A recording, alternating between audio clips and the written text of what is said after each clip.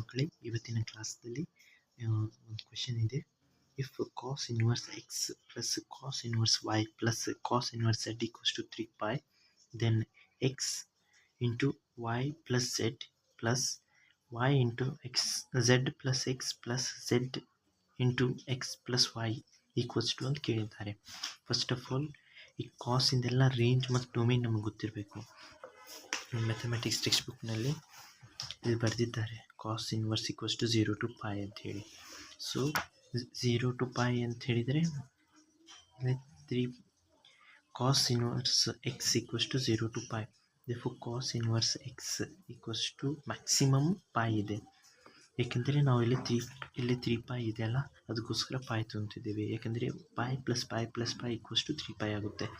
X equals to cos of π, x equals to cos of π equals to -1. ಏಕೆಂದರೆ ನೀವು table ಹಾಕಿದರೆ ನಿಮ್ಗೆ ಗೊತ್ತಾಗುತ್ತೆ, ಇದೆಲ್ಲ ಕಂಟಿನ್ಯೂ ಟೇಬಲ್ ಹಾಕಿದರೆ ಗೊತ್ತಾಗುತ್ತೆ.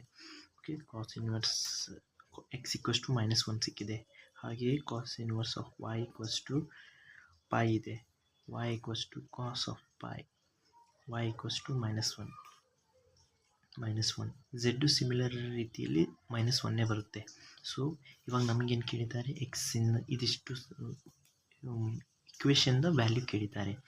X y plus z plus y into z plus x plus z into x plus Y.